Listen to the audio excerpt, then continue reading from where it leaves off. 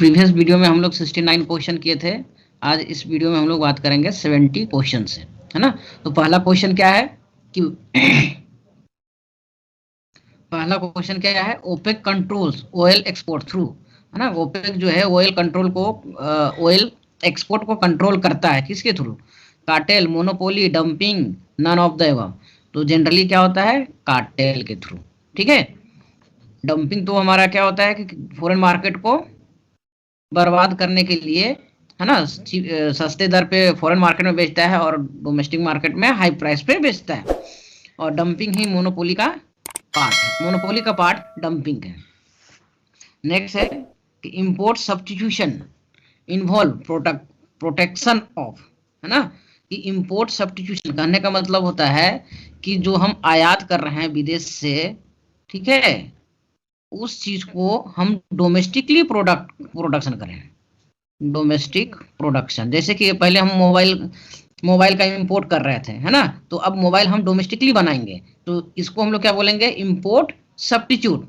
तो import substitution जो है वो किस लिए किसको प्रोटेक्शन देता है, एक्सपोर्ट प्रोडक्ट को या product with are competing with import, है ना। तो बेसिकली इसी को करता है, क्योंकि जो डोमेस्टिक मोबाइल मैन्युफैक्चर होता है उसको प्रोटेक्शन दे देते हैं, ताकि वो क्या होगा कि फॉरेन प्रोडक्ट के साथ वो compete कर सके, है ना, तभी ना। नहीं तो अगर हम इंपोर्ट कर रहे हैं, है ना, फ्रीली अगर इंपोर्ट कर लेंगे या फिर हम डोमेस्टिक पर ध्यान नहीं देंगे, तो फॉरेन प्रोडक्ट के साथ हमारा डोमेस्टिक प्रोडक्ट टिक नहीं पाएगा।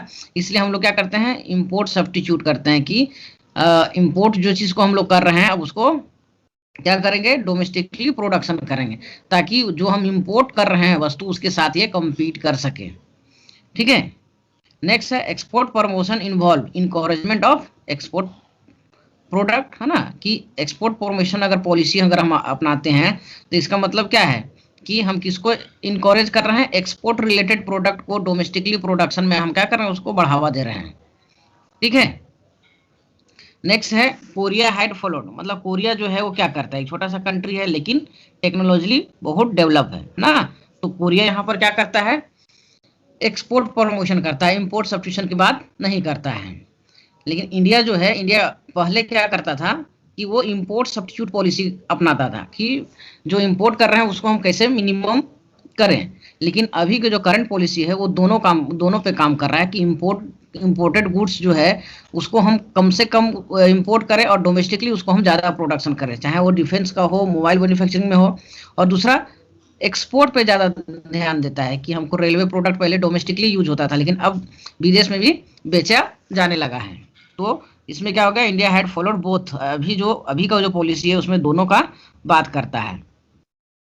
नेक्स्ट है प्रोटेक्शन विल बेनिफिट, जब प्रोटेक्शन होता है तो किसको बेनिफिट होता है, क्योंकि अबंडेंट फैक्टर है तो उसको प्रोटेक्शन की जरूरत है ही नहीं।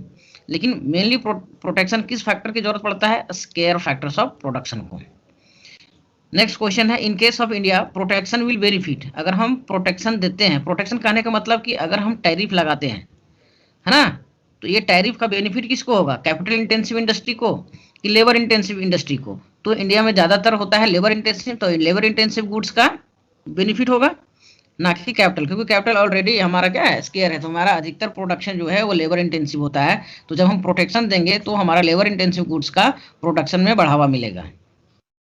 नेक्स्ट जो है organisation which is promoting free trade, है ना, कि कौन सा ऑर्गेनाइजेशन है जो फ्री ट्रेड को प्रमोट करता है। तो हमारा सीधा जवाब है वर्ल्ड ट्रेड ऑर्गेनाइजेशन, है ना। कि जितना भी हमारा वर्ल्ड ट्रेड को देखता है, कौन देखता है, WTO, ठीक है। वर्ल्ड बैंक लॉन्ग टर्म के लिए लोन प्रोवाइड करता है। इंटरनेशनल मॉनेटरी फंड जो है वो आपका बैलेंस ऑफ पेमेंट से रिलेटेड काम करती है। और यूनाइटेड नेशन डेवलपमेंट प्रोग्राम, इसके अंतर्गत सोशल सिक्योरिटी पे ध्यान दिया जाता है, जैसे एजुकेशन हो गया, हेल्थ हो गया, ह्यूमन ट्रैफिकिंग हो गया, है ना, जिसको हम लोग UNDP प्रोग्राम भी कहते हैं। नेक्स्ट क्वेश्चन है emerging growth refers to a situation, है ना, कि इमर्जिंग ग्रोथ किस सिचुएशन को कहा जाता है। तो एक्चुअली ये इमर्जिंग ग्रोथ जो दिए थे वो कौन दिए थे, जगदीश भागवती, है ना। क्वेश्चन आता है, जगदीश भागवती इंडियन थे, इंडियन अमेरिकन सिटीजनशिप, भागवती, जिनका इंटरनेशनल में बहुत बड़ा योगदान है। तो इसके ये कौन सी सिचुएशन को दिखाता है? Emerging growth. पहला, a country promote export, gain from trade is more than offset by deterioration in term of trade, deterioration in term of trade more than offset gain from trade, है ना। तो देखिए basically इनका theory क्या था कि कोई भी डेवलपिंग कंट्री जब वो एक्सपोर्ट करना शुरू करता है, इंटरनेशनल ट्रेड में स्टार्टिंग एक्सपोर्ट करता है, ठीक है, तो उसका जो होता है नेशनल इनकम बढ़ जाता है। तो जब जैसे ही नेशनल इनकम बढ़ता है तो यहाँ पर हमारा इंपोर्ट भी बढ़ जाता है। मतलब कि जो गैन हुआ एक्सपोर्ट करने से, जो गैन हुआ किसको? कंट्री को, और उसके कारण थोड़ा सा इनकम बढ़ा, तो यहाँ पर हमारा नेक्स्ट में क्या करेगा? इंपोर्ट को बढ़ावा दे देगा, जिसके कारण हमारा टर्म ऑफ ट्रेड जो है वो डिटोरिएट कर जाएगा। तो हमारा कौन होगा? बी, कि gain from trade is more than offset by deterioration in term of trade, कि जितना हमको, इसका क्या होगा? डी ऑप्शन होगा कि gain from trade is more than offset by deterioration in term of trade. यहाँ पर गैन जो होगा फ्रॉम ट्रेड से वो ज्यादा होगा, है ना, किससे? ऑफसेट, मतलब जो नुकसान होगा deterioration in term of trade से, ठीक है। मतलब कि इंपोर्ट तो बढ़ेगा लेकिन फिर भी गैन फ्रॉम ट्रेड जो है वो थोड़ा ज्यादा ही रहेगा। नेक्स्ट क्वेश्चन है, refer to the diagram given below and answer question 80 to 90 question, है ना। तो एक्चुअली ये पार्शियल इफेक्ट ऑफ टैरिफ से है, तो ये डिमांड एंड सप्लाई है। और ये जो सिचुएशन है आपका सी इक्विलिब्रियम, ये ऑटार्की का केस है। ऑटार्की कहने का मतलब होता है कि नो ट्रेड, मतलब कि कोई भी इंटरनेशनल ट्रेड नहीं हो रहा है ना। और ये जो है आपका पी से डी, ये दिखा रहा है आपका क्या, कि जब फ्री ट्रेड होता है तब, है ना, फ्री ट्रेड हो रहा है तो उस केस में जो हमारा इंपोर्ट का प्राइस जो होगा, है ना, वो कितना होगा? पी होगा, ठीक है। और इस पर क्या होगा? इतना हमारा ये सप्लाई जो दिखा रहा है वो हमारा डोमेस्टिक सप्लाई दिखा रहा है, और ये जो दिखा रहा है हमारा डोमेस्टिक डिमांड को दिखा रहा है कर्व। और इस तरफ की कितना क्वांटिटी डिमांड एंड सप्लाई हो रहा है, और इधर प्राइस को दिखा रहा है। तो ये जब फ्री ट्रेड हम लोग कर रहे थे तो हमारा प्राइस कितना था? ओपी, है ना। तो ओपी जब था तो OQ1 जो था वो डोमेस्टिक सप्लायर था, और यहाँ से Q1 से Q5 देखिए हम क्या कर रहे थे? इंपोर्ट कर रहे थे, इतना हम इंपोर्ट कर रहे थे। तो जब हम लोग इंपोर्ट कर रहे थे तो ये हमारा सस्ता हो रहा था, जिसके कारण हमको कंज्यूमर सरप्लस कितना मिल रहा था? ICD, है ना, ICD, इतना हमको क्या मिल रहा था? Consumer surplus. क्योंकि कंज्यूमर को बैलेंस ऑफ पेमेंट से मतलब नहीं रहता है, बल्कि उसको सस्ता कितना मिल रहा है, ठीक है। सी इसलिए कि जब नो ट्रेड हो रहा था तो उसका प्राइस कितना हो रहा था? ये इतना हाई पे हो रहा था, ठीक है, जहां पर इतना आपका डोमेस्टिक Q3 जो था वो डोमेस्टिक सप्लाई ही था। लेकिन जब इंटरनेशनल ट्रेड होता है तो वहां पर वही फर्म एग्जिस्ट करते हैं जो इफिशियंट होते हैं, ठीक है। तो हमारा जो डोमेस्टिक कंट्रीब्यूशन जो होता है वो कम हो जाता है सप्लाई में।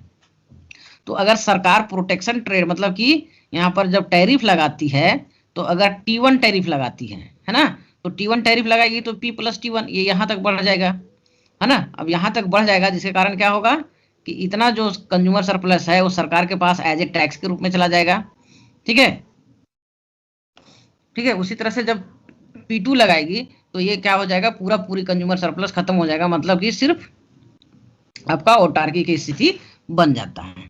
तो अब देखते हैं क्वेश्चन क्या बोलता है, कि पहला क्या बोलता है? Loss of consumer surplus is equal to, है ना, जो कंज्यूमर सरप्लस जो है लॉस हो रहा है वो किसके बराबर हो रहा है? आफ्टर टैक्सेशन का बात कर रहा है ना। तो ये हो रहा है कितना? FKDG, है ना, FKDG, ना, पूरा इतना के बराबर हो रहा है। एक्चुअली देखिए ये जो है यहाँ पर अगर ये एरिया नहीं अगर हम कैलकुलेट करते हैं, सिर्फ यहाँ पर देखते हैं, तो ये क्या हो जाएगा? HK ना DI। तो यहाँ पर ऑप्शन देख के हम लोग यहाँ पर काम करते हैं कि ऑप्शन किस तरह से दिया हुआ है। नेक्स्ट है part of the consumer surplus going to the government is, तो गवर्नमेंट के पास जो जा रहा है ना, कंज्यूमर सरप्लस, वो कितना जा रहा है? वो जा रहा है आपका इतना, जो टैरिफ जो लगा रहा है सरकार बढ़ जा रहा है वो इतना लगा रहा है ना, HJ के एल, ठीक है। तो ये हो जाएगा, यहाँ पर दिया हुआ क्या कि जे एच के एल, ये होगा कि जो कंज्यूमर सरप्लस है वो टैक्स के रूप में कहां तक जा रहा है, जे एच के एल, है ना। नेक्स्ट जो है कि part of the consumer surplus going to the producer, है ना। प्रोड्यूसर के पास कितना जा रहा है, तो कंज्यूमर सरप्लस पहले क्या था, पूरा था, तो अब टैरिफ लग गया तो कितना जाएगा, ये अब जाएगा GIHF, इतना जो मात्रा है वो किसके पास चला जाएगा, प्रोड्यूसर के पास। नेक्स्ट क्वेश्चन जो है,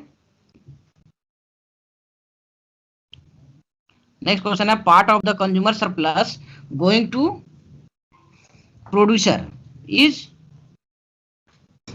नेक्स्ट क्वेश्चन है part of the consumer surplus going to producer, producer के पास कितना जाएगा, GIHF।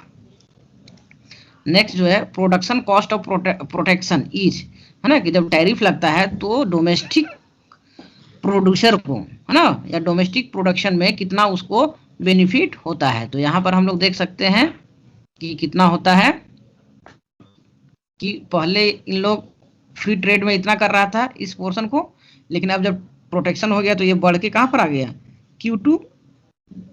तो IFJ जो है ना, IHJ जो है ये हमारा क्या हो जाता है कि जो कंज्यूमर सरप्लस है वो किसके पास चला जाता है, प्रोड्यूसर के पास। नेक्स्ट है consumption cost of production is, है ना, कंजम्पशन कॉस्ट ऑफ प्रोडक्शन कितना है, प्रोटेक्शन के कारण कंजम्पशन कॉस्ट कितना बढ़ गया, consumption cost of production is, तो ये कितना हो जाएगा, ये एक्चुअली हो जाएगा आपका D, है ना, KLD, जो ऊपर में आपको यहाँ पर इस तरह से दिखेगा कि ये आपका फ्री ट्रेड था, है ना, तो ट्रेड के कारण जो इसमें टैरिफ लग गया तो इतना जो कम हुआ ये वाला पोर्शन, है ना, तो ये आपका क्या हो जाएगा, कंजम्पशन कॉस्ट, मतलब कि टैरिफ लगने के कारण इतना कंजम्पशन घट गया। तो यहाँ पर जो पॉइंट आएगा KLD वो क्या हो जाएगा, आपका कंजम्पशन कॉस्ट हो जाएगा।